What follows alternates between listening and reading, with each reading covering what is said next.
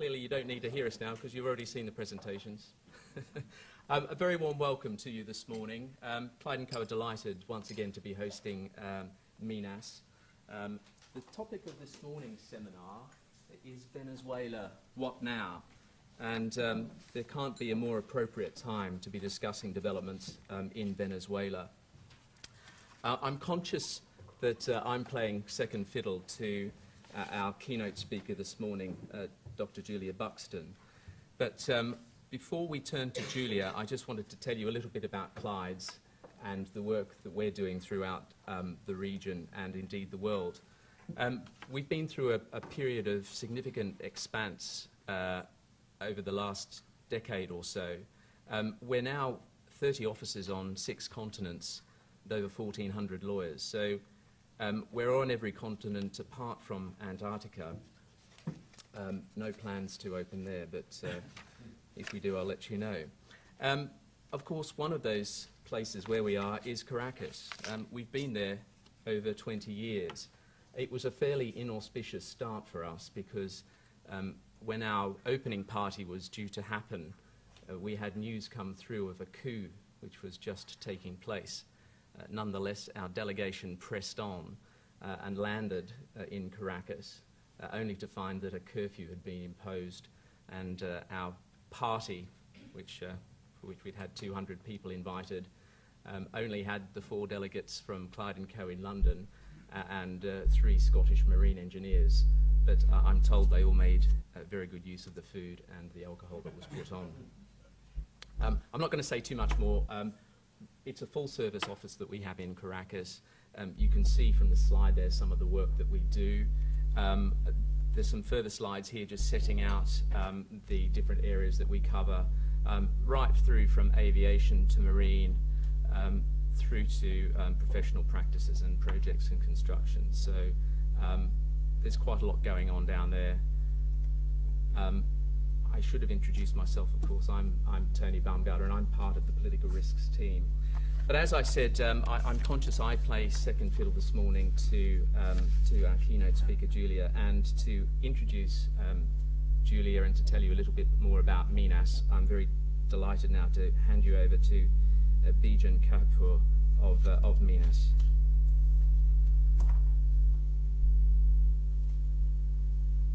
Thank you very much. Good morning, everyone. We are grateful to Clyde Co for hosting us this morning. The Menas Managing Director, Dr. Charles Gordon, whom I think most of you know, is currently on leave, so it's my pleasure to welcome you and also to introduce our speakers. So I'm the second fiddle this morning. But just briefly about Menas, I think most of you are familiar with Menas Associates, but one thing that people sometimes forget is that we are not just a publications company. We have lots of expertise in publications and country-specific analysis, but we are also a consulting firm, and our consulting division, where we basically produce tailor-made reports and analyses on countries, regions, and developments, is growing, and also there we can help you. We don't have an office in Caracas, but we can also help you in many situations understanding the political developments. Beyond publications and consulting, we also have established a number of very, very specific companies. One of them is Menas Borders. Here we deal with all the legal and political risks affiliated with border issues, with border disputes and border developments, especially when there are resources. It's an important issue. So do have a look at our website, and if you have any questions, we have a number of our colleagues. Our chairman, Noel Brohoni, is also here, so you will have an opportunity to talk more about Menas, especially afterwards. Now, our speaker this morning, I jumped too quickly, Dr. Julia Buxton, has just returned from Venezuela, and there is also some gossip she can share with you in the break afterwards about being held up in the US on the way back. But she's an authority on Venezuela. She's a good combination of academic background. She's the head of the International Relations and Security Studies unit within the Department of Defense Peace Studies at the University of Bradford. And she has been a very active election observer in Venezuela. So she will be able to tell us a lot of details about what's happening in the country. It's a pleasure to welcome you here. She will speak for about 45 minutes, and then we will go into about 40 to 45 minutes of questions and answers. Good morning. Come.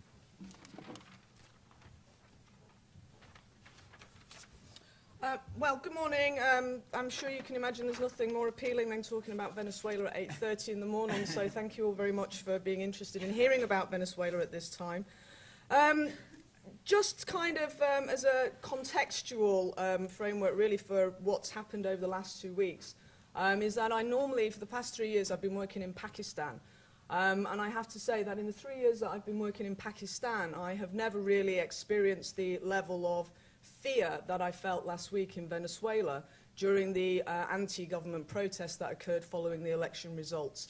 This was a really quite terrifying, very, very intimidating environment to be in last week. And I'd like to really frame my observations in terms of the elections and what's going to happen in Venezuela going forward, very much based on that personal experience that I did have last week. So in terms of Venezuela itself then, this is the slides that have been put together for me by Menas. But the election result itself, as you'll be aware, last week it was a really wafer-thin majority for the PSUV candidate, Nicolas Maduro. And you can see here that really he's down to just over 1.5% from Henrique Capriles from the MUD, who was on 48.9%. Now, as a result of this, we have tended to see that the legitimacy of the Maduro victory has been very, very strongly challenged by the opposition. As I'll show you on the next few slides, this was a reduction, a very steep reduction in the PSUV majority that they obtained in October of 2012 when Hugo Chavez was the candidate.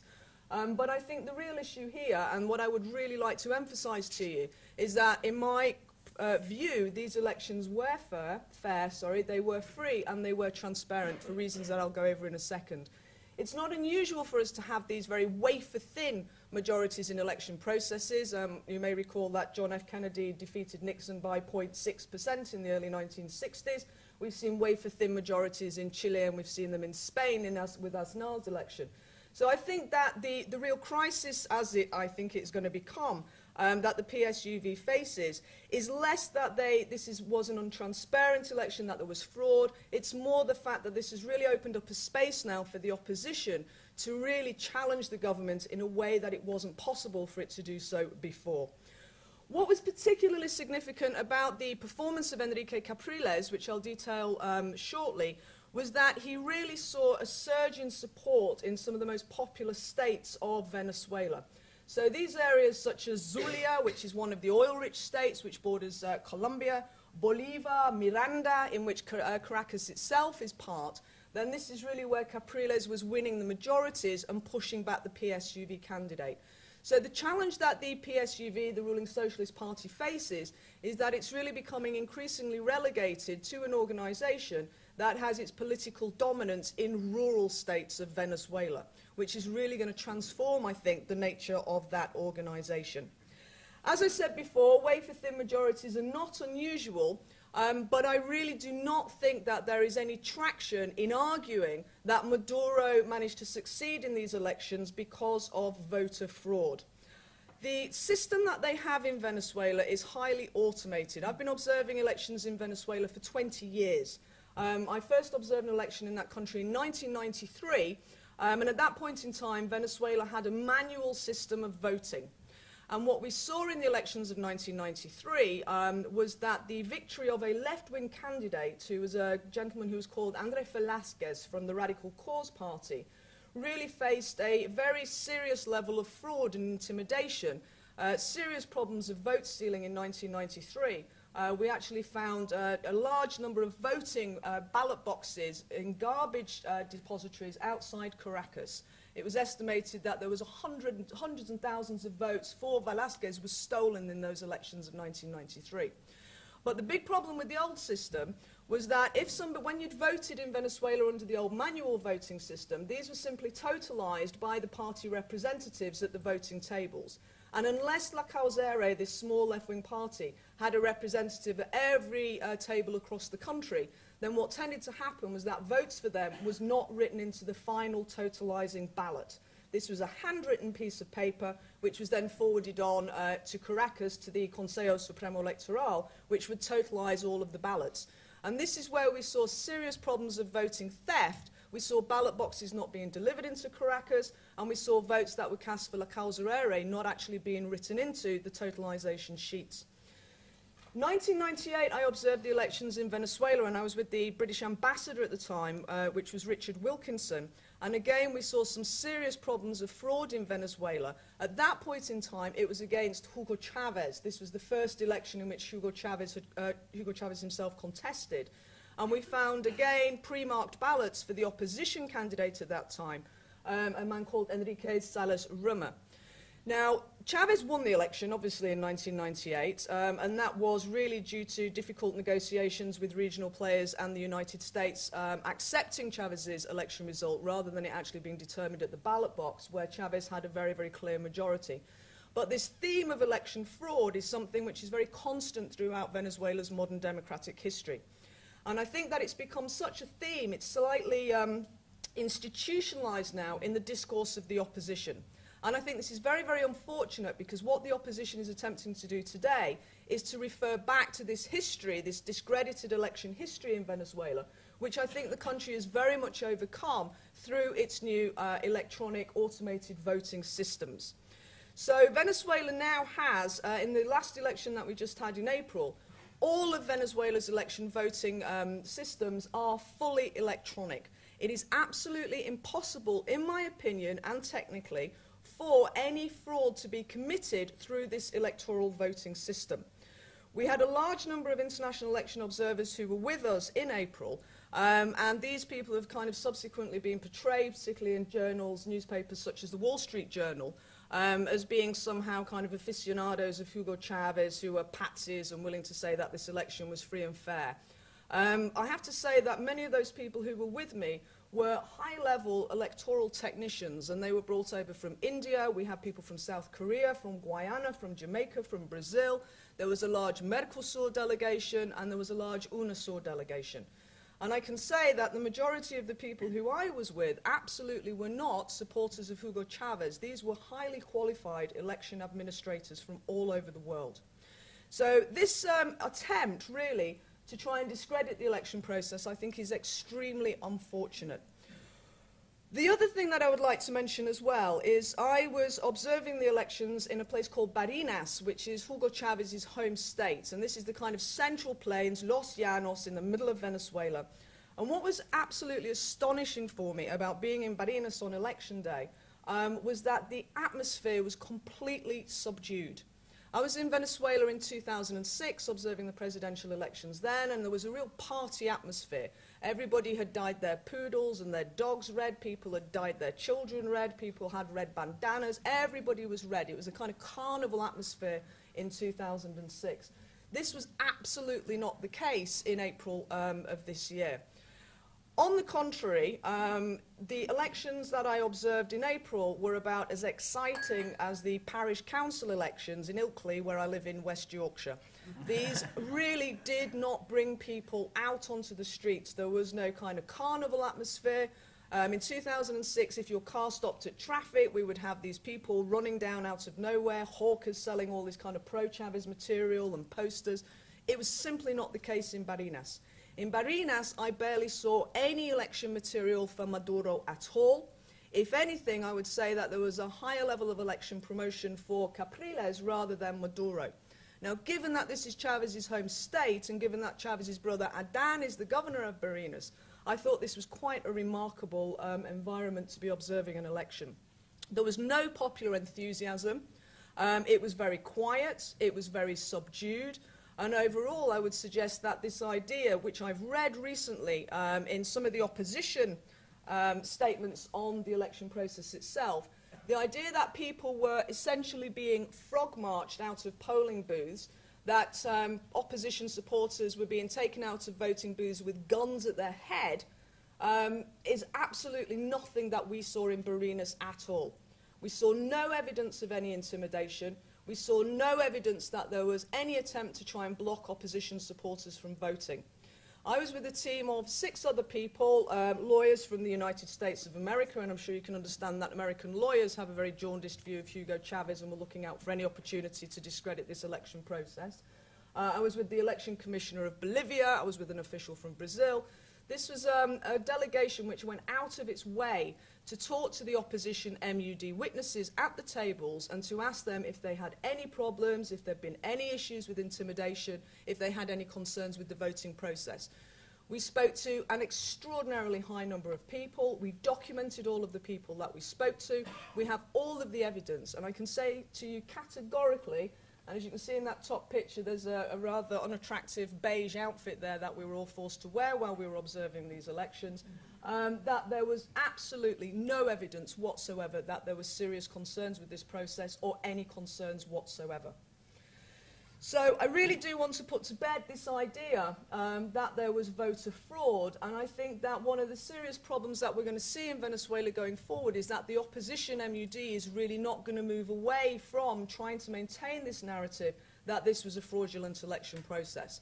And this is going to exacerbate an existing problem of polarisation in Venezuela, and I think it's going to make problems of governability even worse going forward.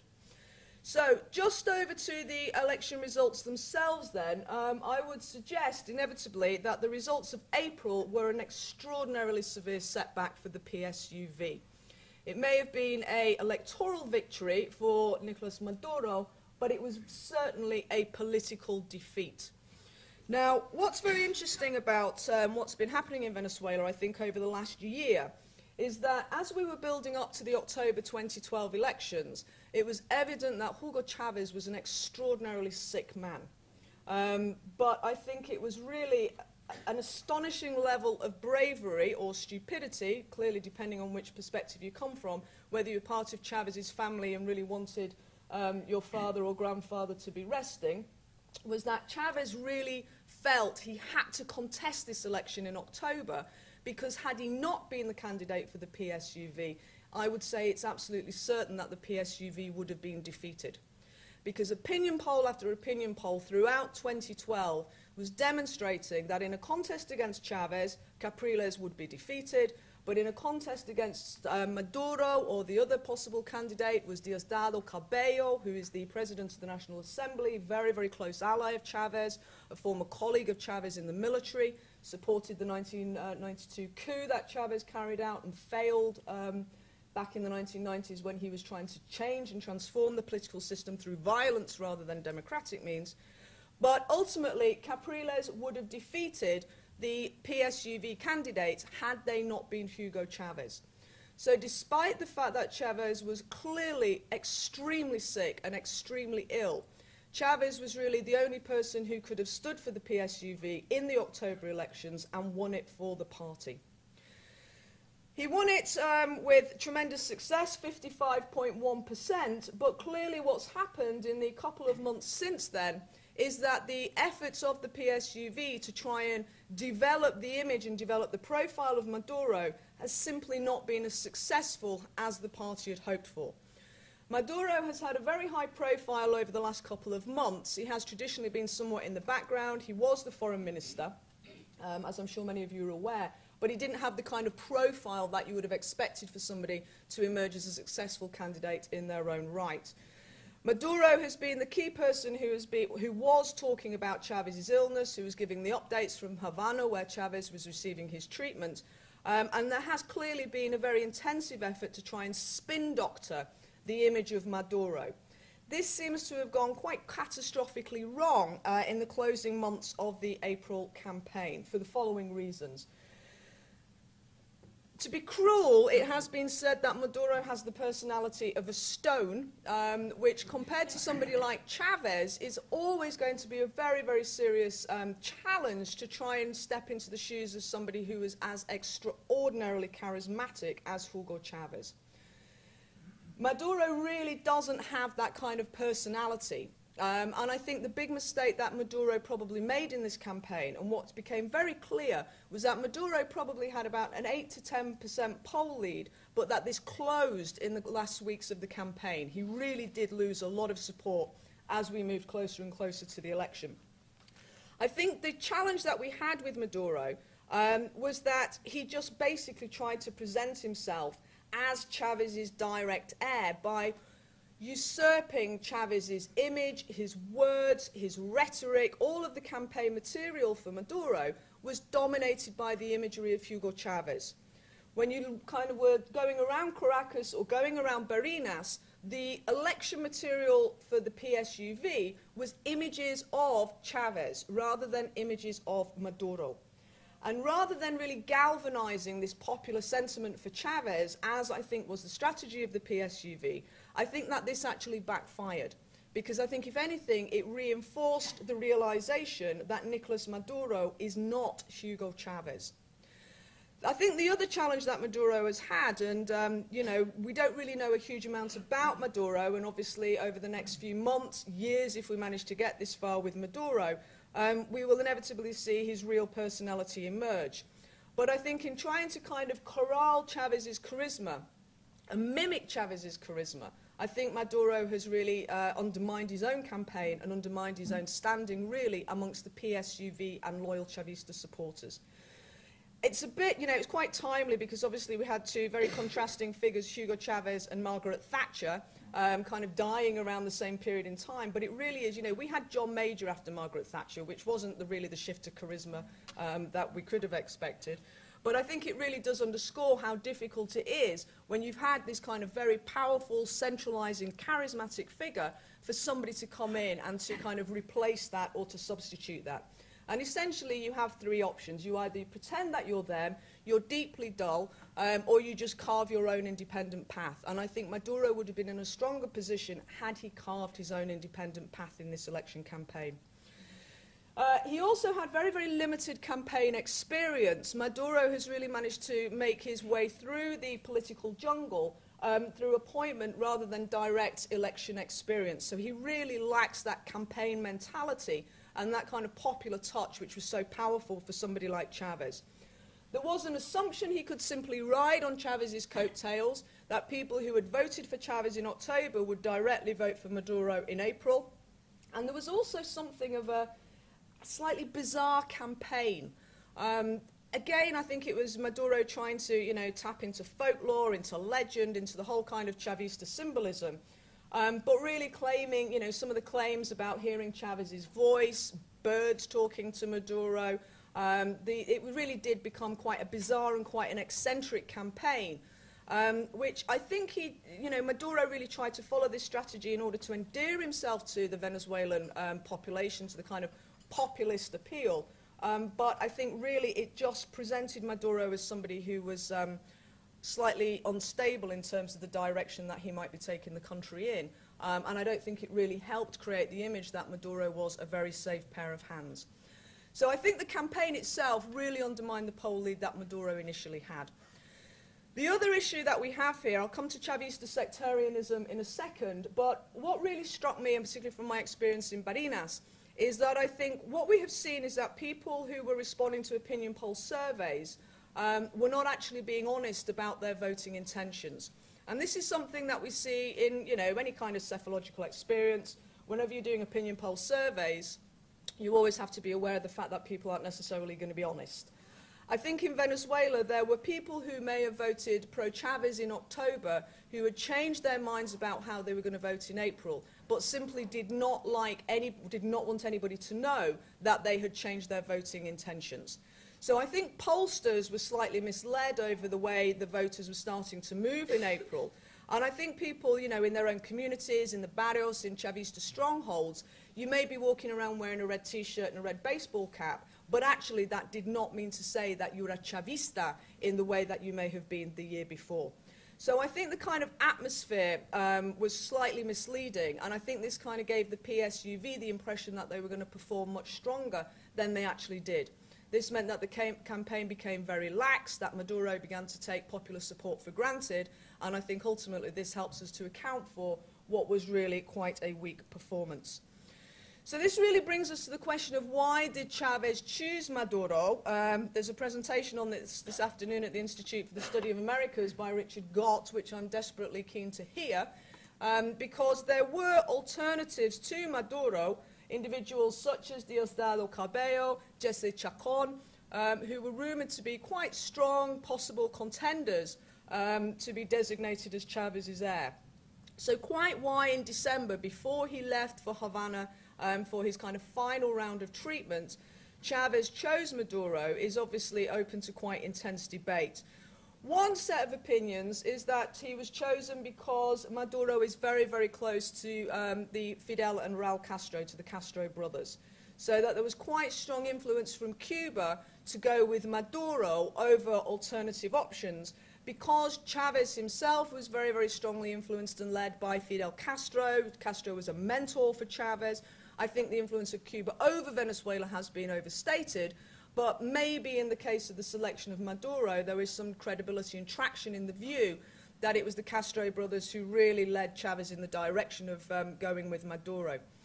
Maduro was very much seen as a safe pair of hands within the party. If you talk to Chavistas, the PSUV members themselves, they do see Maduro as being somebody who's kind of middle of the road, reliable. He's a bureaucrat. And this kind of background as a bureaucrat comes very much from his background in the party's union movement. He was, as you're probably aware, previously a bus driver. He was very influential in the Transport Workers' Union. So his background really, I think, has led him down this path of being a very bureaucratically focused individual. And again, this links into his kind of background as less as somebody who's triumphed through election success and more through bureaucracy and appointment through bureaucratic processes. But the fact he was connected to the union movement, I think, is very, very significant, because the PSUV and the Chavista organization is not some kind of homogenous bloc. This is an organization which has multiple and disparate factions within it. Ideologically, it has big divisions and big shifts. Organizationally, it has big shifts. The unions are just one element of the PSUV, and they balance and counterbalance other factions. The military faction is a very, very important segment of the PSUV movement. The grassroots organizational movements are also a very important element of the PSUV movement. What Chavez was remarkable at doing was holding all of these different sections together, ideologically and organizationally. So we cannot assume this is a homogenous movement, as I said. It's extremely heterogeneous. And I think the logic of going with Maduro was that that would help the union organizations really dominate and take the PSUV forward. The union movement was seen as being very much the core of the PSUV going forward, the most organizationally reliable section of this PSUV movement. So Maduro's background in the unions was probably very significant in his selection, but also what's significant here is that the individual who deferred to Maduro was Diosdado Cabello. And as I said, Cabello, who's in the picture at the bottom there, very, very close to Chavez, very, very reliable comrade of Chavez, both in the military and then politically, is that Cabello's military background, I think, would have not really brought to the PSUV the level of stabilization or majoritarian capacity that it would have required going forward. So I think this is really why Cabello had to defer to Maduro, because it's about the organizational frameworks that they represent within the PSUV. Just turning to Capriles himself then, the MUD candidate, I think this was a quite remarkable campaign by Capriles. In October 2012, he'd gained 6,500 votes, and then by April, a matter of months later, he was up to 7,300. So this is quite a remarkable performance by a candidate who, in October, most of us were really writing off. The defeat of Capriles in October was inevitable, but I think what was particularly worrying and problematic for Capriles was that Capriles represents this very young and modern and kind of conservative, liberal element within the MUD. And this element within the MUD, which we associate with the Primero Justicia party, many of them Western-educated, young, outward-looking, they kind of have this internal conflict within the MUD with the old traditional parties. The Social Democrat Party, Acción Democrática, in particular. AD, historically the dominant party in Venezuela after democratization in 1958, has found itself very much the second fiddle within the MUD to Primero Justicia.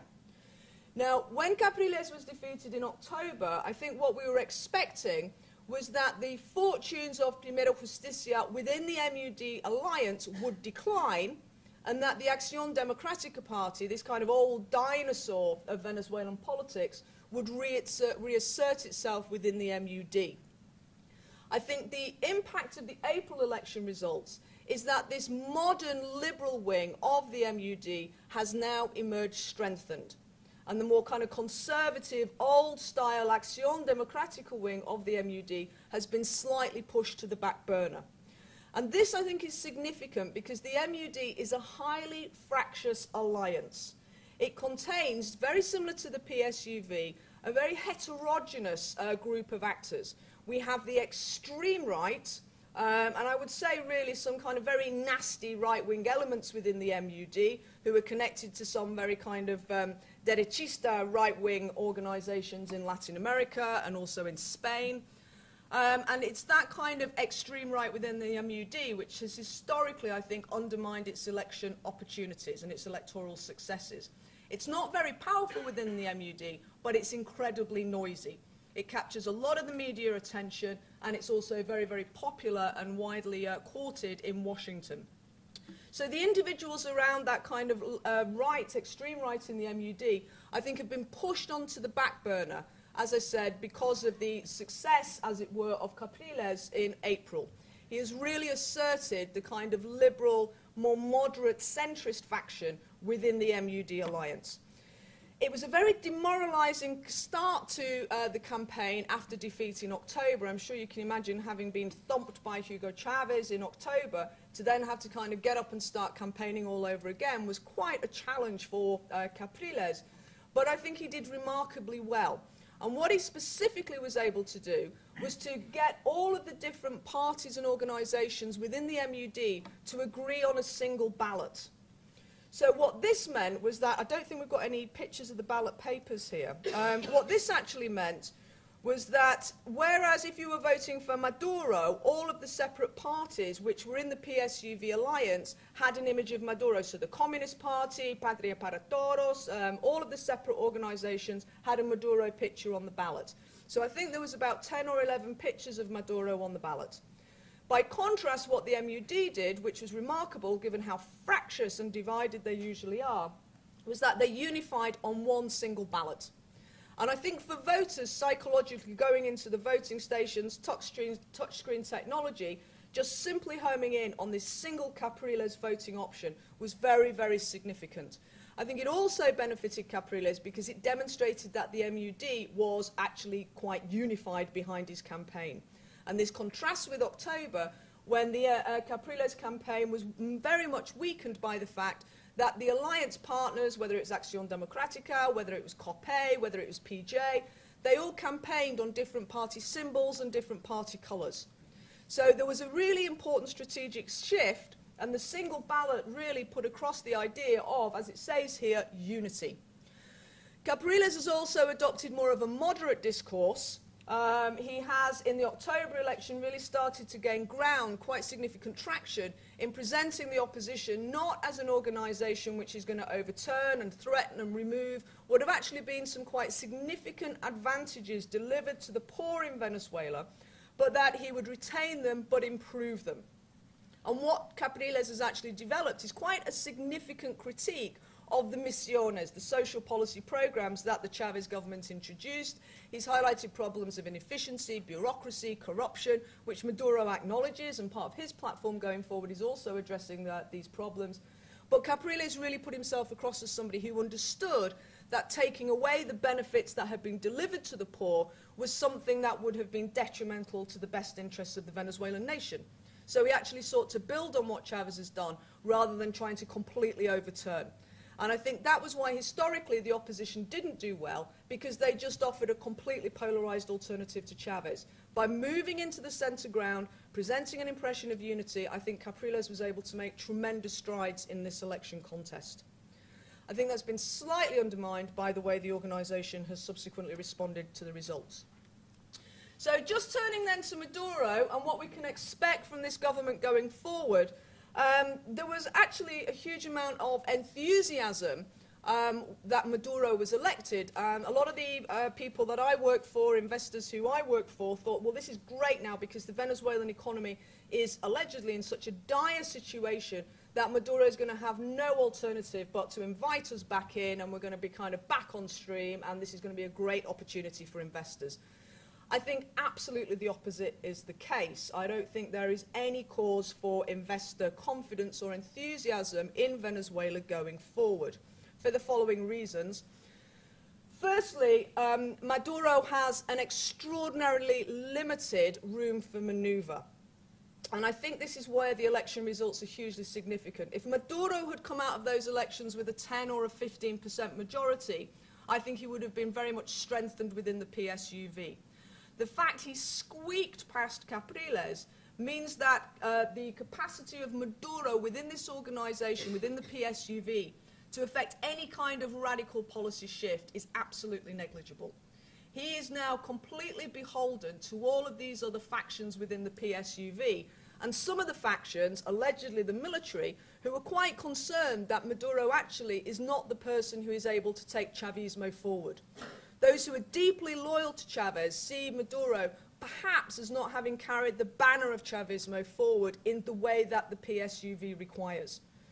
So Maduro really has emerged significantly weakened within the PSUV itself. So he's simply not in a position to strike out and take a new policy course. What Maduro is going to have to do over the next couple of years is essentially to hunker down and to ensure that he maintains this very, very complicated balance of power within the PSUV, holding all of the different factions and interests and ideologies together rather than being able to kind of take the party down any different ideological or policy trajectory that will undo this very kind of complex balance and synchronicity in the movement itself. Maduro has to maintain these disparate ideological poles together. I think he's very, very limited in his room for maneuver in terms of appointing personalities, individuals to his cabinet. We had the statements on the new cabinet yesterday. Some new people have been brought in. We do have some new faces. We are tending to see across the world, if you've been in the Olympic Games, this also always makes you the #1 priority for sports minister, which has happened in Venezuela. But the key cabinet positions remain absolutely unchanged. Rafael Ramirez PDVSA in energy. He has brought in Merentes into the economy portfolio. But the really significant influence behind Venezuelan economic policy is a man called Jorge Giordani. And Giordani has been with Chavez since before Chavez was elected, right back to the 1990s. Giordani is really a kind of ideological economic Marxist. He did his PhD at Sussex University, that home of ideological Marxism, as we all know.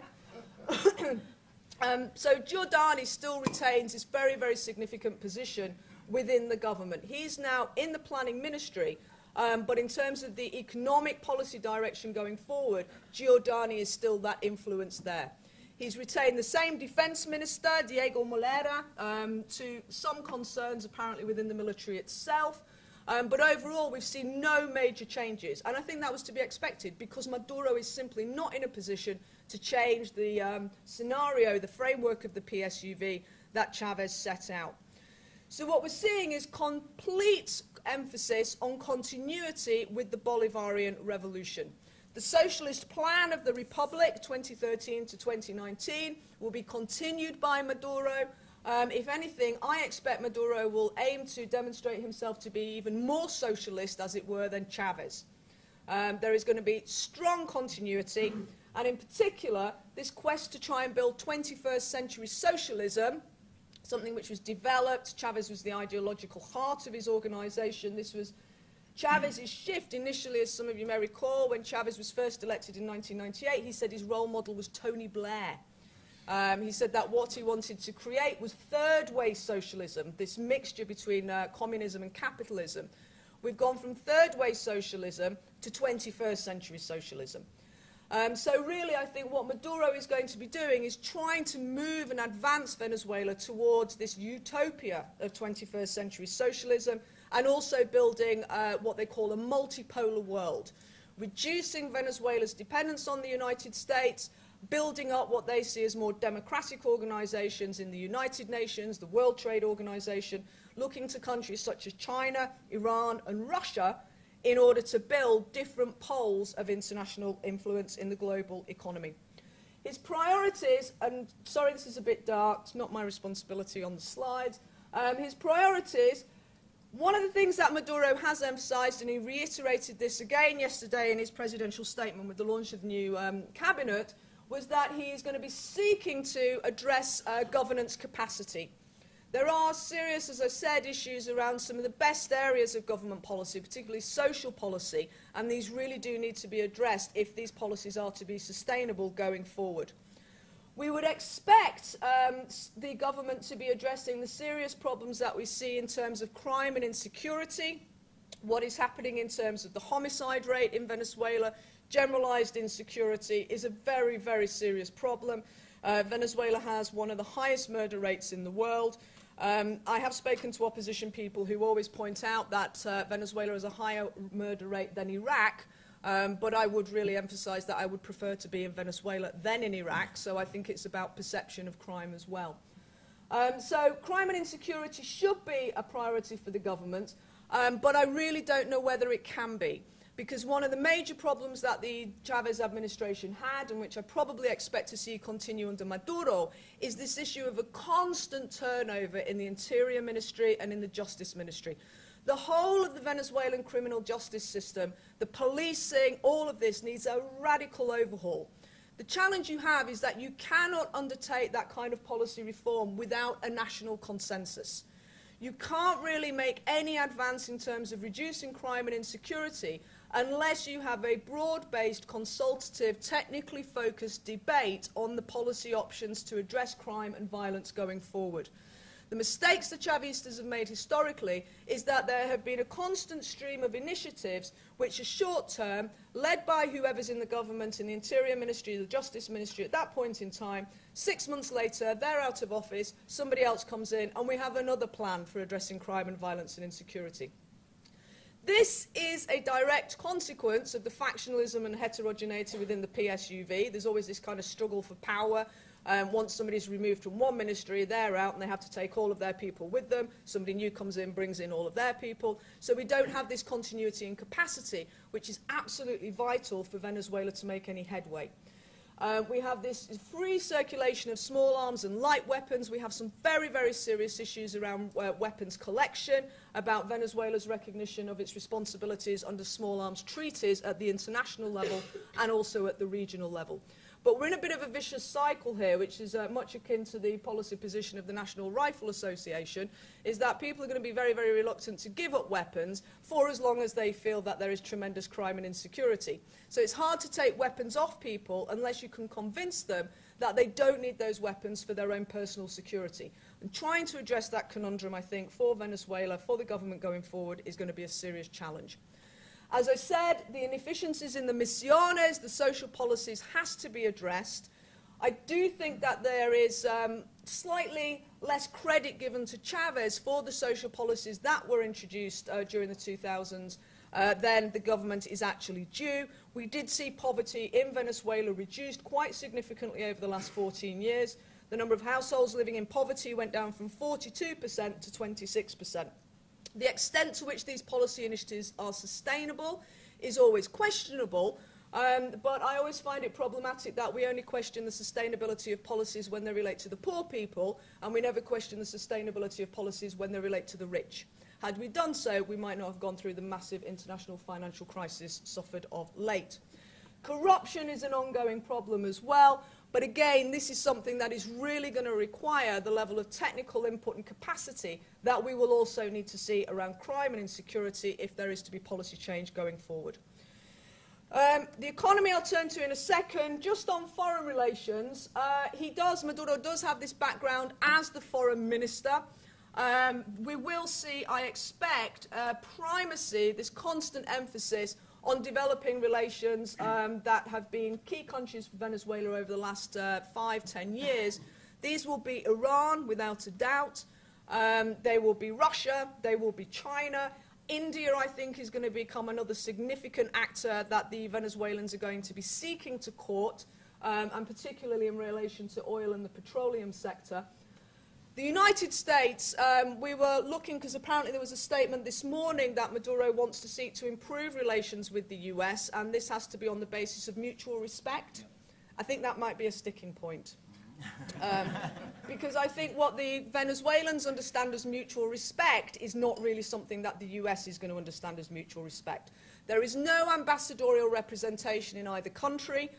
Bernardo Alvarez, who was the ambassador of Venezuela to the United States, has the great claim that he was expelled by both President Bush, and then he was invited back again, and then Barack Obama threw him out as well.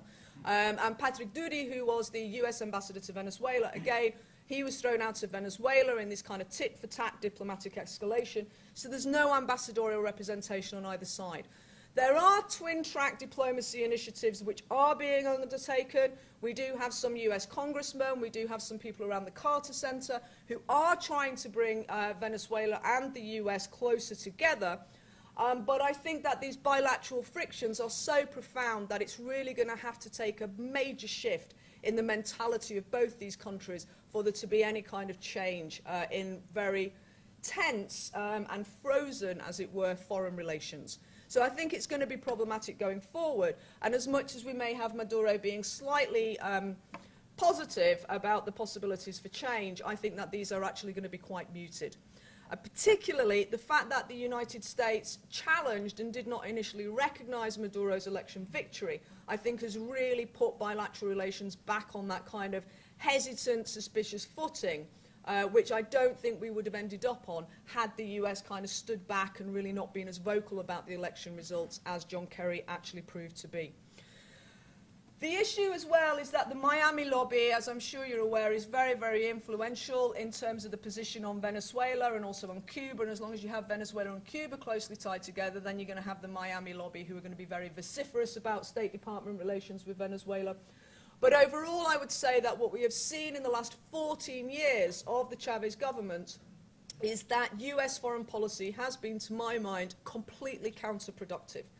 Every time the US has sought to isolate and to undermine the Chavez government, and this is not to make a political point, this is documented, there's all the evidence, there's the money that was channeled to the opposition through the National Endowment for Democracy, there was the efforts to restrict the sale of weapons to Venezuela by the United States and also by third parties. All this has done over the course of the last decade is to shift Venezuela further and further into the arms of Iran, Russia and China. Now, to my mind, this isn't because Venezuela is desperate to become part of a new global axis of evil. It's not because Venezuela is very keen to court international opprobrium. What Venezuela is seeking to do is, in particular, build relations with hawkish actors in the international oil economy. They look to Iran, they look to Russia, because the Venezuelan government believes that this enables them to boost the price, the international oil price, and stabilize their own economy. So rather than working with elements such as Saudi Arabia, which is constantly putting pressure down on prices, what the Venezuelans are doing are working with those other countries that want to lift the international oil price by reducing production. So working with Iran and working with Russia makes enormous economic sense for the Venezuelan government. China, obviously, huge investment possibilities from the Chinese, but I think what we are beginning to see with the Chinese is that well, really, they're not just giving money away, okay? What they actually want to see in Venezuela is the results. And we do hear that there is quite significant Chinese frustration with really the lack of kind of Venezuelan capacity to deliver in the way that I think the Chinese partners would be expecting. So Venezuela, I expect, will continue to court these countries. Western Europe will not really be very significant for the Venezuelans. We do have, I think, a very good and intelligent Venezuelan ambassador to the United Kingdom in Moncada, but the Venezuelans are quite limited in how much headway they can make, particularly in the United Kingdom and in the European Union, when you have very important actors such as the Spanish, the Czechs and the Poles, deeply anti-Chavista, who are really dominating the debate on Venezuela in the European Union and limiting any major shift in our position there. The regional neighbourhood will remain very important for Venezuela. Venezuela has pursued these kind of regional integration initiatives over the last 10 to 12 years because this does help insulate them from the United States. They have benefited enormously from the fact that they have left and left-of-centre governments around them in the region. I think the fate of Hugo Chavez would have been very, very different had he been surrounded by right-wing governments in Brazil and Argentina and Peru. But he's actually capitalized on the fact that this region has swung to the left and that the whole political framework of the region has changed. But I think there is a real difference now, and that is the financial sustainability of many of the regional integration initiatives that the government took forward. So policy initiatives such as Petrocaribe, offering discounted oil supplies to many of the Caribbean and Central American states, the financial viability of that has always been questioned, but from the Venezuelan government's perspective, it's not about financial viability, it's about political solidarity. As you see on these slides about the economy, the government does not judge itself by orthodox economic indicators. It doesn't engage in these kind of projects because it wants to make a profit. It engages in these types of initiatives because it wants to build a different world order. So I think Petrocaribe and regional governance, regional institutions will continue to be significant. But I think Maduro was a very active foreign minister, and he really was the driving force behind a lot of the foreign initiatives. Now he's in the presidency, I'm just wondering whether we're going to have the same kind of traction in foreign policy, and particularly as the government goes forward with perhaps facing more significant fiscal constraints. Just on the economy then, before we kind of wrap this up, sorry to drag this on, I mean, the first line really speaks for itself. I do get quite frustrated when people say, well, you know, they really have to be dealing with inflation. It's not really a priority. As far as the Venezuelan government is concerned, they have had 9 consecutive quarters of economic growth, and they had economic growth of 5% in 2012. Certainly, they had a quite problematic devaluation. In February, 32% devaluation of the Bolivar Fuerte. But the benefits of the devaluation is that it actually increases the net revenue coming into the government by about $13 billion.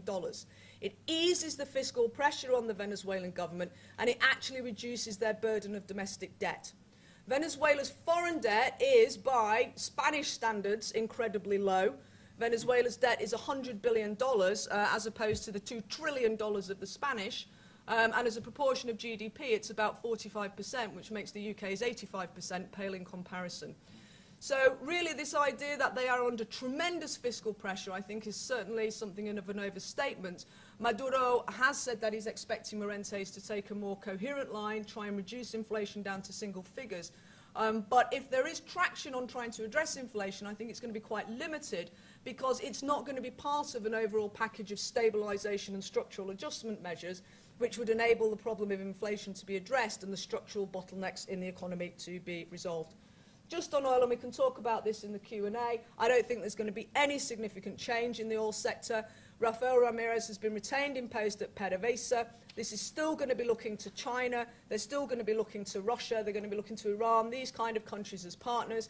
Certainly Shell, Britain will continue to have a position in Venezuela. But any investment that goes on in Venezuela is going to be under the hydrocarbons law framework, which was established in 2001. If you want to invest in Venezuela, you do so under the terms of the Venezuelan government. PDVSA does need some serious investment money going in if it's to be able to maintain its production capacity.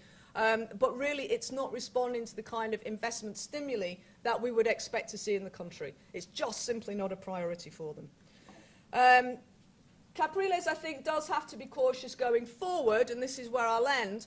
I think if we push this government too far, it's going to run a very, very serious risk of actually forcing the military to step in to support Maduro. This is really my concern going forward. You can have a recall referendum on the presidency. The opposition can go for this, and there could be a recall referendum on Maduro in 2 years. So this is one of the things that I think also constrains his room for manoeuvre. I think the more opposition pressure there is, and without some kind of move towards mutual respect and consensus and a turning down of this very fiery, heated dialogue, my biggest concern is that, as I said, the military, which, as far as we know, remains solidly pro-Chavista, the military is going to become a more significant arbiter of Venezuela's political future going forward. And I think that will be a direct result of the inability of its civilian politicians to really come towards a reconciliation to take the country forward. Okay, I'll leave that there. Thank you very much.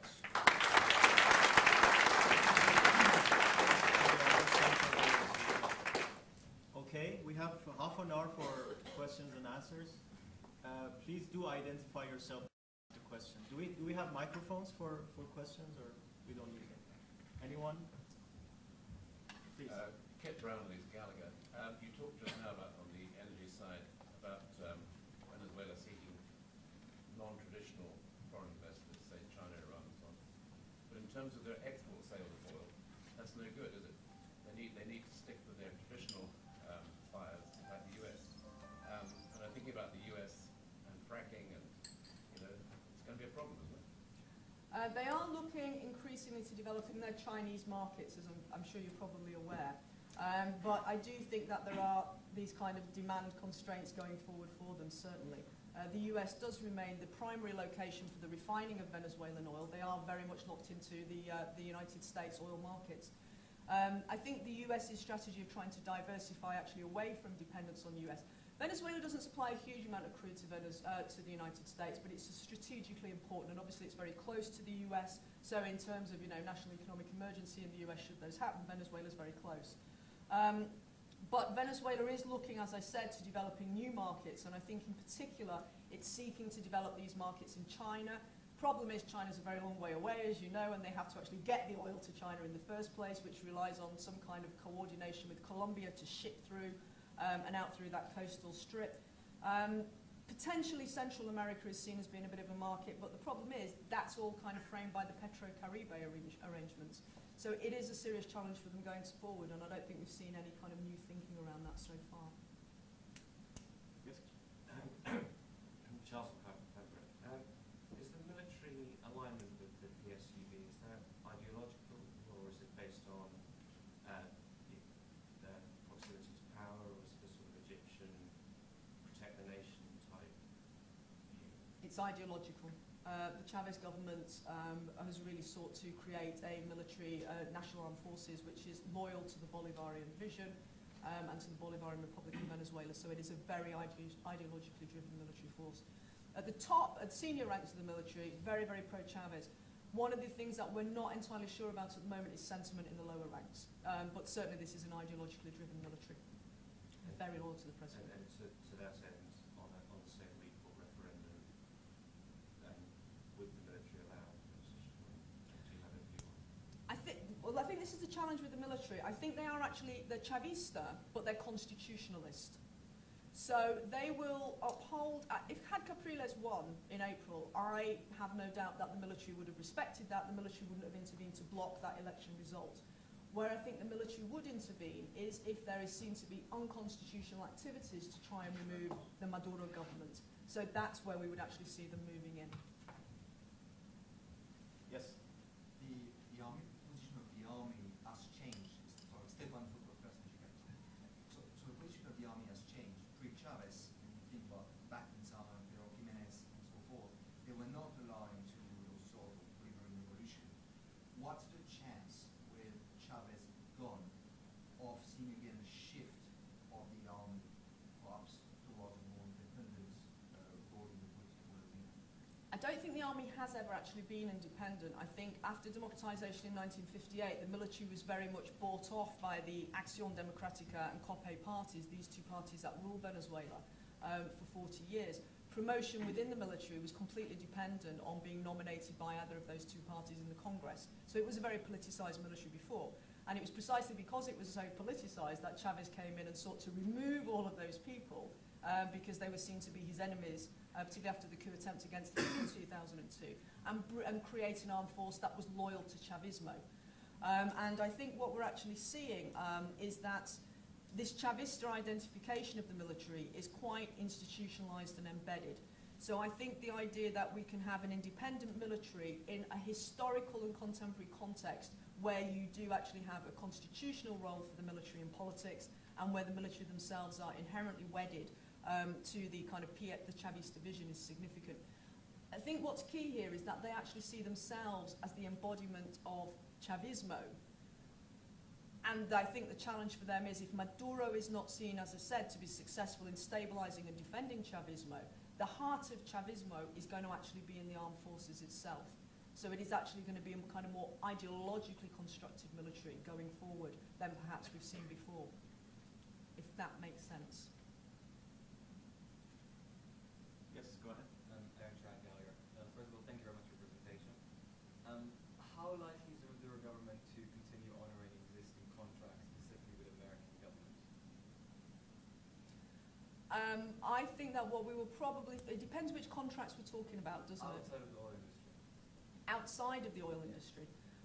Well, I think, as I said, it's just going to be continuity rather than change. I don't think there's going to be any kind of massive drive against contracts with foreign corporations or with the private sector that are already in Venezuela.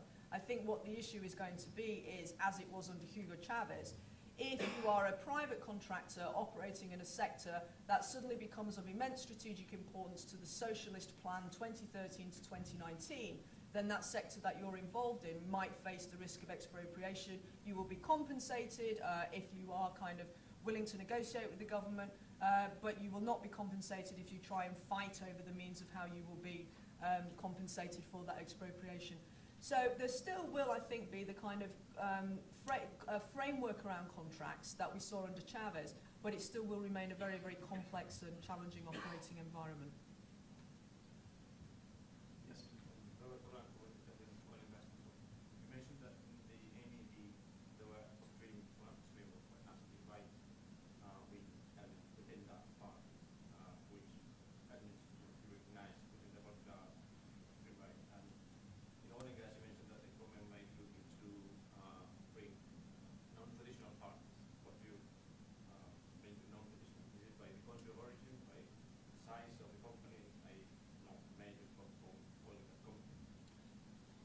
Sorry, can you repeat that again? Because that sounded like two different things. There was one thing about the MUD and whether they had nasty people. Pressures within that party that extreme right, could be extreme right. Which fractures are that? Is Popeye, are they primero justicia, or which one?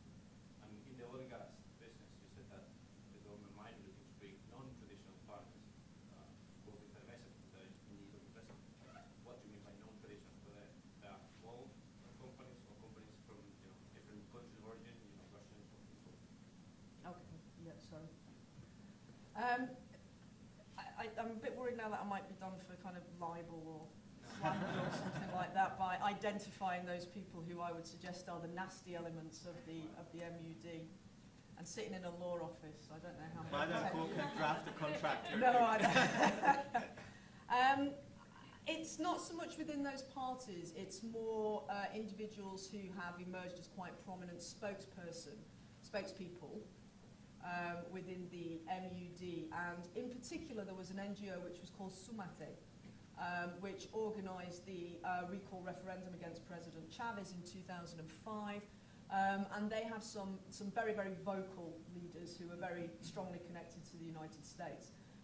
When we were preparing for the election observation mission the other day, we had a briefing from one of these members of Sumate, which is a lady called Maria Corina Machado, who is a very, very angry and quite vociferous individual. There's also former diplomats, Aria, who was a very prominent diplomat in the UN for Venezuela. These individuals have become very, very vocal, and I think the challenge they face is that they do have connections with some of these kind of more right-wing groups led by people like Vargas Llosa in Peru, and which Jose Maria Aznar has been very much involved in. So there's all these kind of Opus Dei type connections, extreme right connections, and it's a minority within the MUD opposition, and it's a minority within the Christian right in Latin America and Western Europe more generally. But it's very powerful and it's very disruptive. But it is a minority position. I'll leave it there, as I said, because I don't want to get sued.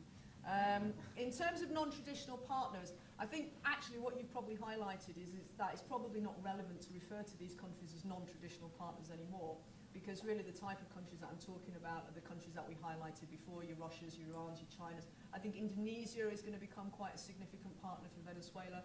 They have always sought to foster close relations with Algeria.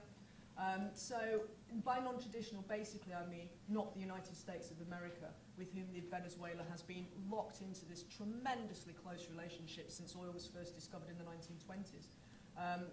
And I think these close ties with the US are very much reflected in Venezuela's culture. As you probably know, they're hopeless at football, but very good at baseball. And this really is indicative of how far this kind of Americanization of Venezuelan culture has penetrated. So they're going to be looking more to many kind of African countries, I think, The Middle East is going to remain very, very significant for them, and then certainly these countries, Russia, as we said, some of the South Asian countries, India are going to be significant for them moving forward. So by non-traditional, I guess what I'm saying really is anybody apart from America, which is quite old-fashioned now, I accept. The lady in the back, please. Can you identify yourself? The first question is with regard to if you have Maduro keeping up with the same policies, not a lot of economic pressure for change. Take it forward 5 years. Will they be under more pressure in 5 years' time? Will they have to look more to the outside world for economic assistance, especially as you say in modernizing and making more efficient their oil sector? Will they be more interested even outside political realms of dealing with foreign companies, banks and like consultants and things that can help them develop that sector, or is it so off the radar they have no real interest? And the second question is with regard to these new non-traditional parties, or counterparts, how much interest do they have in Venezuela? It's one thing for Venezuela to be very interested in Iran, Russia, China, but Iran, Russia, and China have other issues in the world that could possibly be more important than slightly aggravating the United States, by befriending Venezuela in a big way. I think it's outrageous to suggest that there's anything more important than a foreign relationship with Venezuela. I think that's quite a shocking idea. In terms of the economic pressure, I actually think that these economic pressures are going to build before in 5 years' time. I think that if there is not kind of moves on the economy, as I said, I don't think the pressures are as significant as are made out, and I think it's very much a kind of deflection from many of our own kind of domestic challenges that we look at Venezuela and say this is terrible, socialism is actually delivering economic growth. And these issues of sustainability are constantly questioned. But I think, as I said, the idea of a 5-year timeline for me is hugely optimistic because I think the challenge is going to be whether we have a recall referendum before that and whether in these next 2 years the opposition are going to try and build and pressure for that referendum. Because if they do, what we will probably see, and hopefully this is not going to be the case, when we had that level of opposition mobilization 2002, 2004, it had catastrophic effects on the Venezuelan economy. And as you may remember, Venezuela was had to declare force majeure on its oil exports because of the blockage of PDVSA. Venezuela's GDP crashed during that period and the country went to recession. So I think it very much depends on what the opposition's actions are going to be going forward and how far that impacts on the economy. In that context, when they're facing those kind of economic constraints, will they kind of go back to the insurance companies and the banks and these kind of foreign interests that might come in and support them on the economy? Well, probably not, because those are precisely the kinds of interests that they will associate with an opposition campaign which is trying to destabilize the government. If that makes sense. They'll just kind of turn even deeper inward, I think. On the non-traditional partners, what can they get out of Venezuela? Well, I completely agree with your point.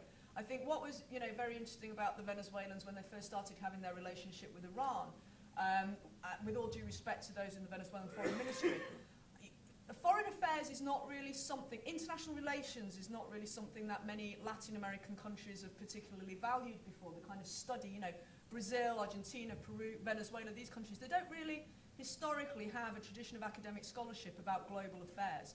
And I think what was interesting for me was that while Bernardo Alvarez is the ambassador in the US, he came from a very good academic background, he had a remarkable grasp of the United States political system. I think Iran is an inherently more complicated system than somewhere like the US, as is, Russia's an incredibly complicated system. And I think when these kind of bilateral relations were first emerging, there was a kind of element of naivety. President Ahmadinejad is not the center of power in the Iranian regime. And yet there was this initial idea that actually what you have to do is focus on these kind of key individuals and key positions in order to navigate your way around the Iranian system. That's simply not the case, and I think the Venezuelans have become slightly more sophisticated than what they originally were. What does Venezuela offer these people? Well, it depends which country it is. For Russia, it offers a wonderful market for weapons sales, with catastrophic consequences, I would argue, for Venezuela's security. But there's nothing better than a Kalashnikov factory in Maracay if you are the Russian defense export sector. For the Iranians, I think it offers Venezuela offers them some kind of stability and support in the international system, although I'm sure my colleague here may have more to say on what Iran could get out of Venezuela than I possibly could. And for China, I guess there is the opportunity here for new investments for them, kind of developing new investments within the petroleum sector and guaranteeing future petroleum supplies, even though these are very, very complex and logistically difficult to actually ship. So what Venezuela has done is kind of really focus in on countries that do have a strategic benefit from its relations with Venezuela.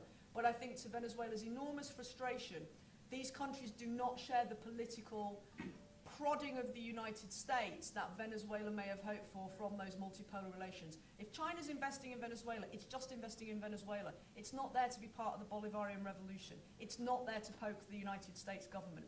And so I think that kind of element of what Venezuela hoped to get from those foreign affairs hasn't been delivered in the way that they had expected.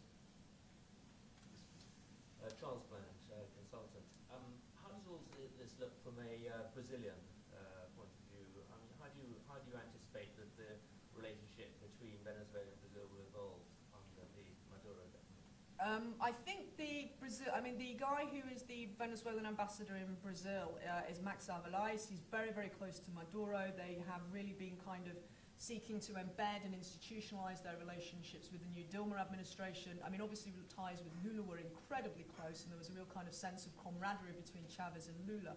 Regime change always shifts the power balance and nexus within any kind of diplomatic relationship. But I think overall, I mean, Brazil was quite interesting, and the Brazilian Mercosur observer position was quite interesting as well, because the Brazilians are only going to put their weight behind what they see as credible and legitimate and transparent. And I was quite surprised, actually, by what I thought was a bit of a delay on the Brazilian response to Maduro's election victory. But they will obviously continue to see relations with Venezuela as being very important going forward, and particularly in regional organizations such as UNASUR. And obviously Brazil has a high level of investment and interest in Venezuela and vice versa. So I think they'll be looking towards stabilizing those relationships over the short term, but I don't think we're going to really see the kind of political edge to relations that we perhaps saw under Chavez and Lula. I think it's going to be more a kind of professional, if that's the right word, bilateral relationship rather than this deeply emotional relationship that we saw previously. Great. Any other questions? Yes, can I just leave it tiny now from the UK to make a question? Leave on from that question, relationships with Brazil. What about relationships with Colombia?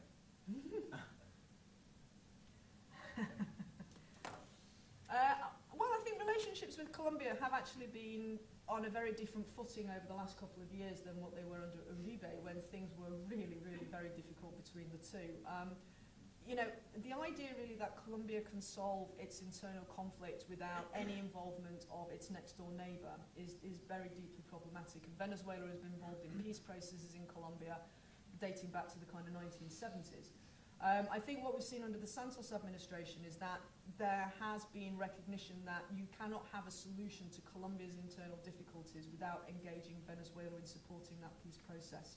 The fact that the peace negotiations have been occurring in Havana, that Venezuela has been an external facilitator along with Chile, I think has brought a very important sense of balance there. And I think Santos does actually value his relationship with Venezuela. Because when we had this kind of conflict between Venezuela and Cuba under Uribe, then we just saw, you know, bilateral trade declined, border security collapsed. You know, both countries have a vested interest in strong and good ties going forward. I think Maduro has been one of the key actors in strengthening those relations with Colombia.